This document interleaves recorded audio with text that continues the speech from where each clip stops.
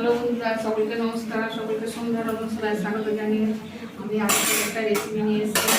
আজকে আমি তৈরি করবো মটন। আজকে আলু আর খাসির মাংসের পাতলা ঝোল তৈরি করব।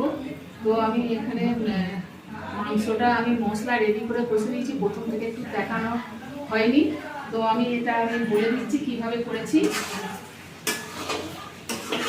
প্রথমে সর্ষের তেল দিয়েছি, 4 টেবিল চামচ মতো সর্ষের তেল দিয়েছি কড়ায়।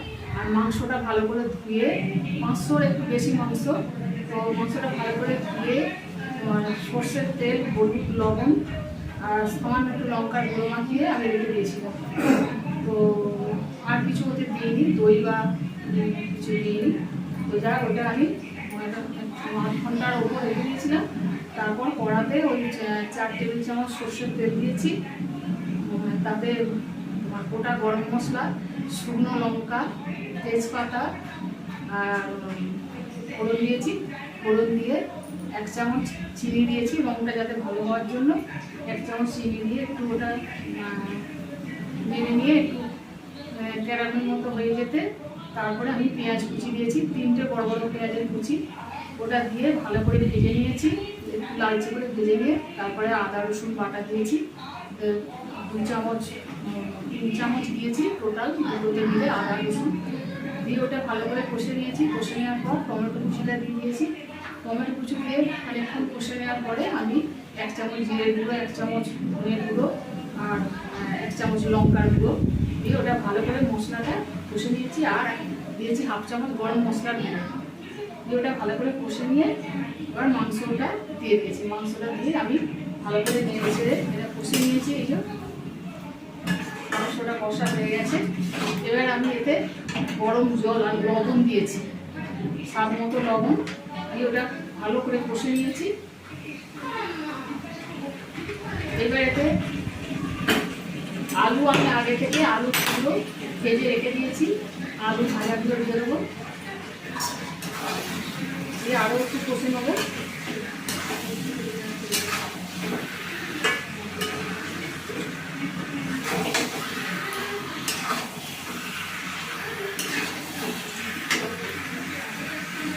এবার এতে গরম জল দিয়ে দেবো আর এটা কুকারে করে সেদ্ধ করে দেবো। মাংসটা সেদ্ধ একটু দেরি হয়, তো আমি এটা একটু কুকারে সেদ্ধ করে নিয়ে তারপর ওকে দিয়ে আর লাস্টে একটু জায়ফল জয়ত্রী গুঁড়ো আর 1 চামচ দিয়ে নাড়িয়ে দেবো।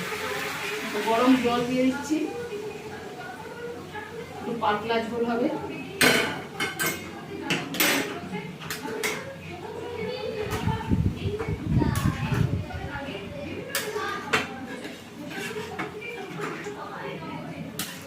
লাস্টে এই যে জায়ফল জয়িত্রীর গুঁড়ো আর 1 চামচ ঘিটা দেবো, ওটাতে দুর্দান্ত স্বাদ হবে বন্ধুরা।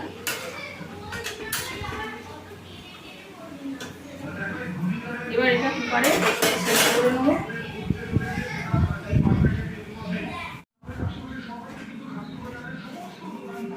খাসির মাংস আলুর ঝোলটা কুকারে আমি সিটি দিয়ে নিয়েছি। আমার কুকারটা একটু ফ্যান দিয়ে আছে, 10টার মতো সিটি দিয়েছি। কুকার কম দিনের হলে তাহলে সেটা 6-7টা সিটি দিলেই হয়ে যাবে।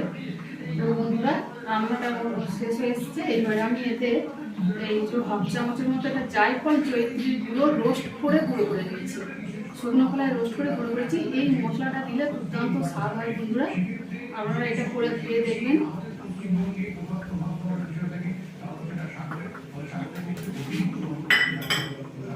আর 1 চামচ ঘি শেষে,